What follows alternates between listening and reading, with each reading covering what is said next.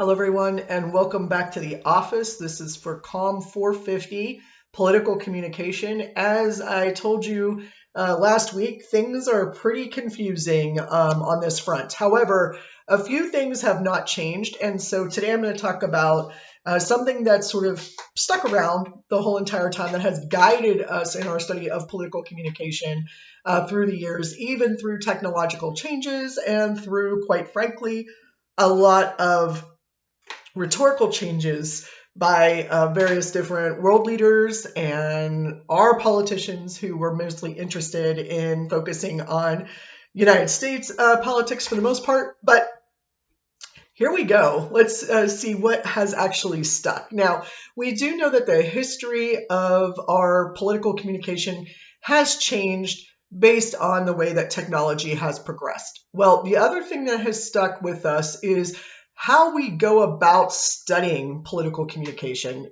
In other words, what are the general worldviews or paradigms, if you will, that we take to understand how political communication works, where it comes from, how it functions, and potentially how we study it.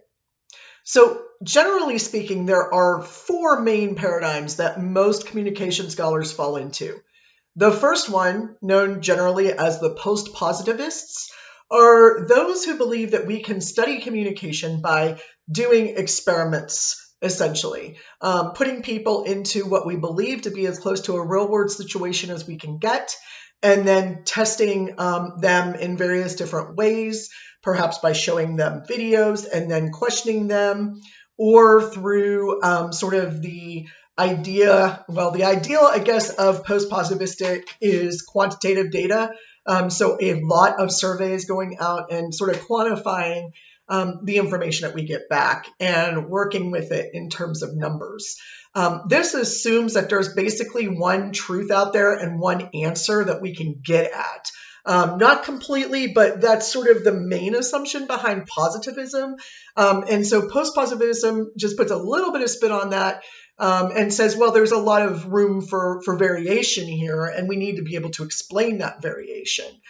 So still sticking to the idea that we're able to understand the truth of what's happening and able to explain any variations that come into that.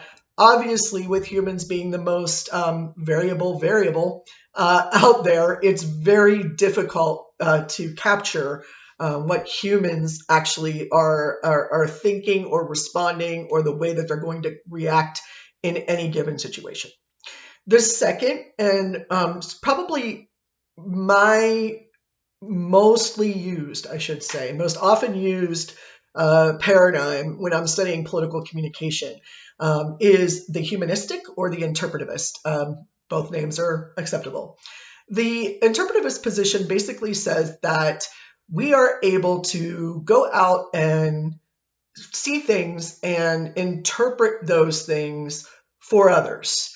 So, for example, I'm able to gather a lot of, let's say, focus group data or interview data of some kind and bring that back and look at it and draw themes and find out what on the majority would believe is being said or expressed about a particular political communication event, or about how people feel about political issues, or how they themselves, see themselves as part of or not in the process of politics, and so on. Focus group interviews and qualitative data of this like are very easy to work with, but you have to have the ability to sit down and really know what your focus group interviews or your one-on-one interviews, what they really did draw out, and you have to be as true to that as you can be.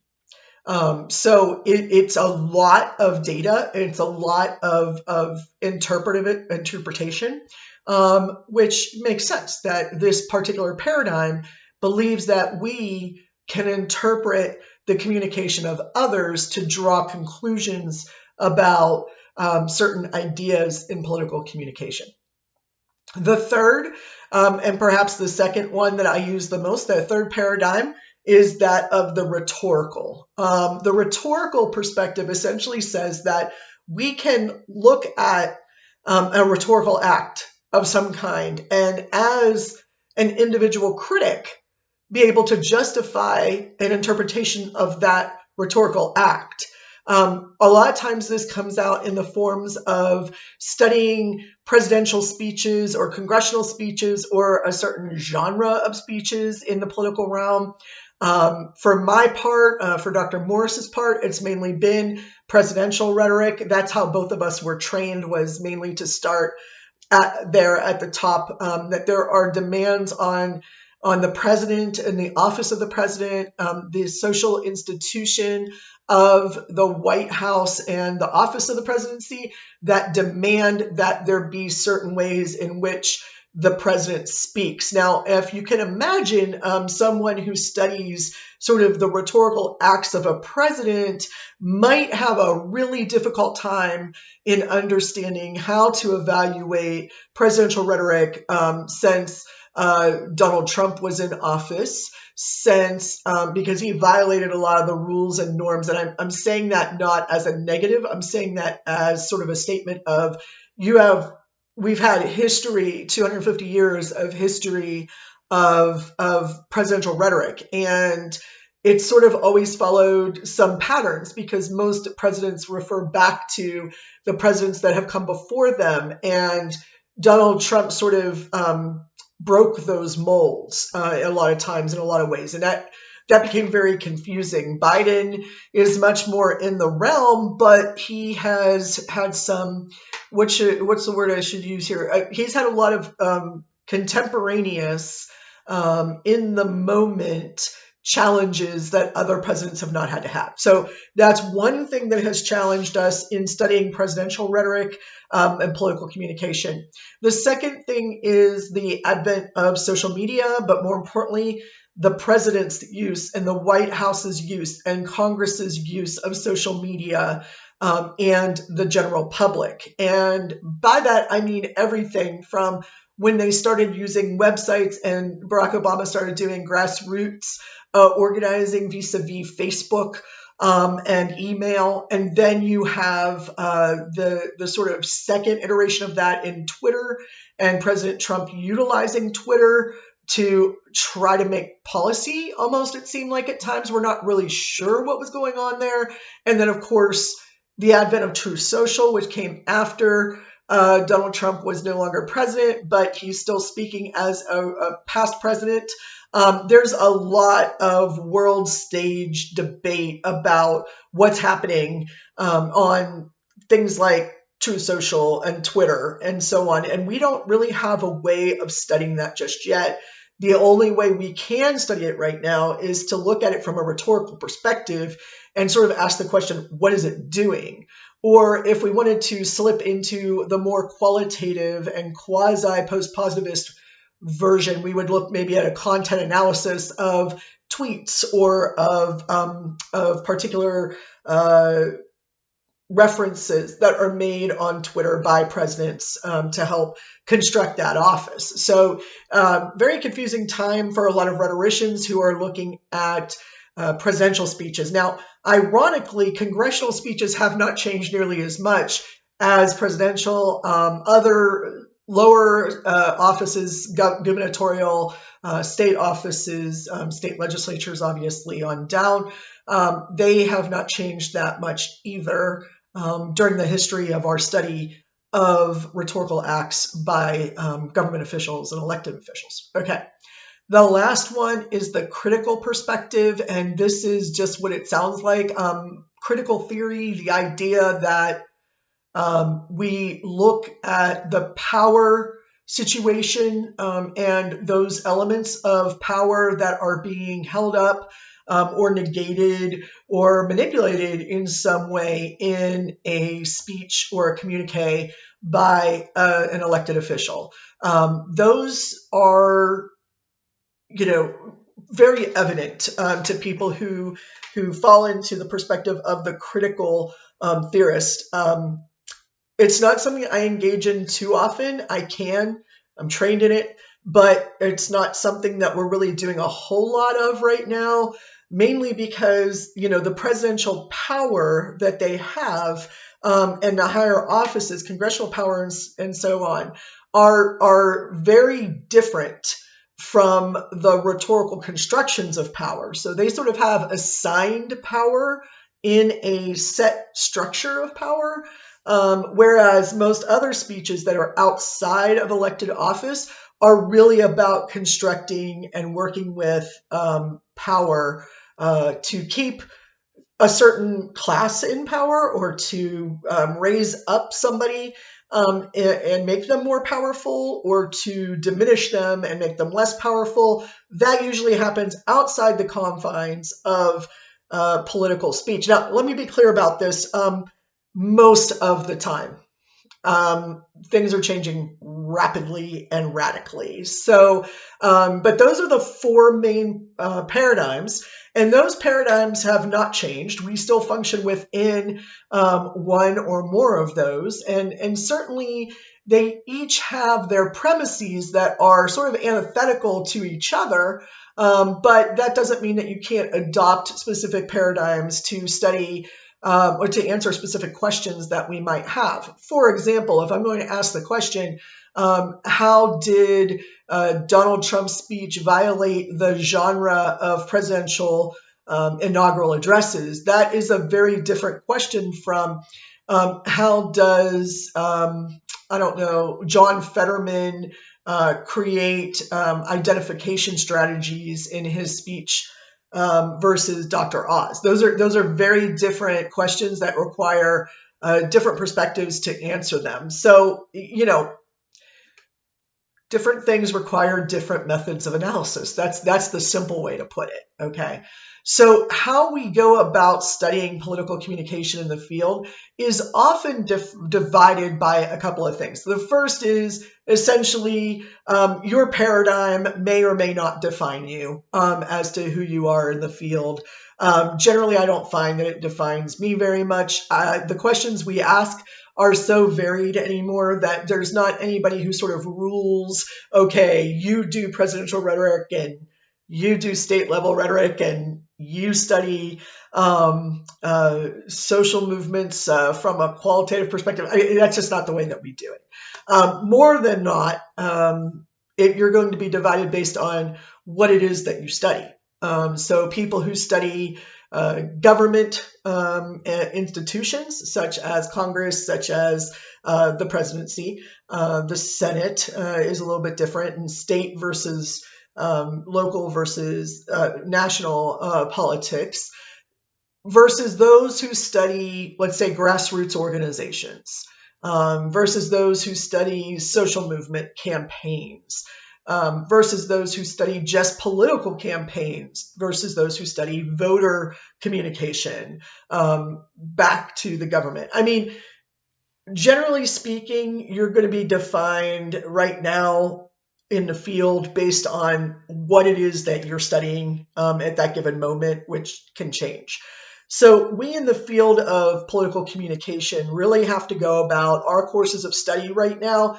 And I think this will continue for several decades coming forward, is we have to find new ways to answer the questions that we used to ask, because the old ways of answering those questions aren't working for us very well anymore. That's not to say all of them.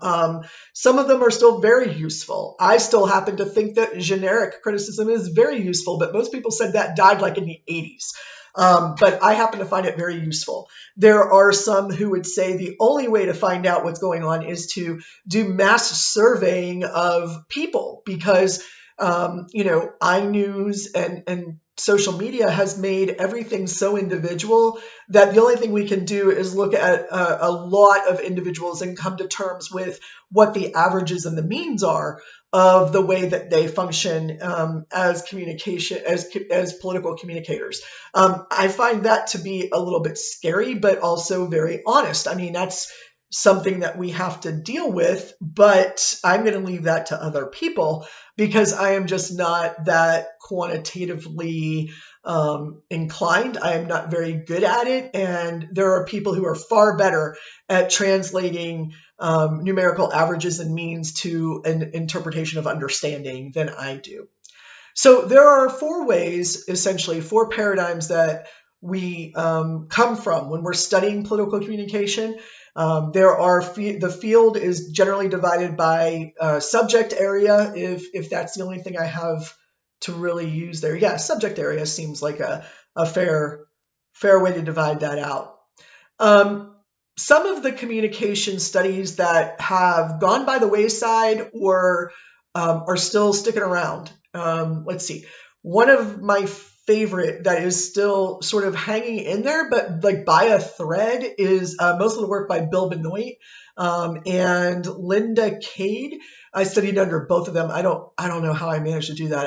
I studied both at the University of Oklahoma and the University of Missouri when Linda was at Oklahoma and Bill was at Mizzou, and I took them back to back in semesters with the way it worked out, and both of them taught political advertising, and it was a very interesting experience for me because they both critiqued each other.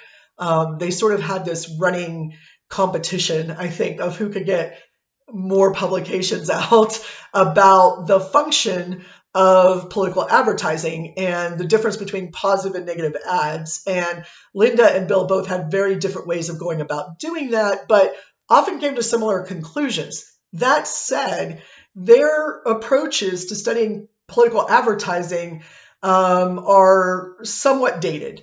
That's not to say they're not useful anymore, but they're a little bit dated and they don't take into account a lot of new political communication. Whereas people who studied computer mediated communication was what we called it way back when in the 90s.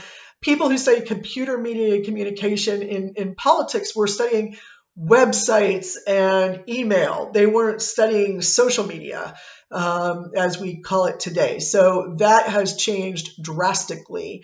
Some people have made the leap from studying online communication to studying social media communication in politics and have done very well with that. Our ability to study the just mass amounts of political communication out there from the citizenry, the polity, if you will, is overwhelming. If you can imagine, Twitter is overwhelming to someone like myself. There's just a lot going on, and a lot of it it's sort of irrelevant to me. But if you try to somehow find a schematic or an organized way to study Twitter in political communication, that could be an incredibly difficult thing to capture everything that you need to capture in order to understand what's going on there. And I think that's why studies about Twitter and about Facebook have to do with algorithms and have to do with outcomes and numbers of tweets and numbers of postings and numbers of likes. I mean, they have to do with that more than they have anything to do with the content or how people are responding. I hope that makes sense to you. So as technology has changed, we have to change, and it's a slow change most of the time. And the change that we went through from newspapers to radio, and from radio to television, and from television to computer media communication, I can very clearly see those because they're in the past. I can look at them in hindsight and say, okay, it makes sense that we developed these ways of looking at political communication. But right now, if I'm being honest with you, in the moment, I have no idea what these changes will look like in the sort of overall scheme and meta understanding of research in the field of political communication right now. That being said, I'm going to have you all read some articles that come from these four paradigms, and I'm going to try to find short articles for you, or at least compact articles for you, just so you could see what it's like working in the field and how we study and what questions we ask in political communication, so that when you graduate and you go into like the real world and a real job, and somebody says, hey, we need to do some research on what people want to hear in radio advertisings, you might have a good idea about how to go finding that out. Maybe you'll say, well, let's do a focus group and find out. Let's do some interviews. Let's do a quick survey with people if we can and get as many responses as we can and try to find out what people like and what people don't. So I want you to have some experience with that a little bit. I used to do major projects with you all during the course of the semester. However, one, I'm not on campus and that's difficult to do. And two, well, quite frankly, we don't really have the time to do that as much as we used to because we moved this class from a 500 level to a 400 level, which means it went from being a graduate level class to being purely an undergraduate class. And I won't make us do that because that's a little much to ask of you all right now. So let's wrap it up there for me yabbering at you, and let's go and move on to reading. I will attach those and you should have them here in just a few minutes. Meanwhile, I will talk to you again probably early next week. I'm sort of doing a mix up my 3 classes over Monday, Tuesday, Wednesday thing. And so you guys got your lecture on Labor Day. And then this week, it's not until Wednesday. Next week, you'll go back up to the beginning of the week and so on. I hope that works for you all, and I'll be in touch soon.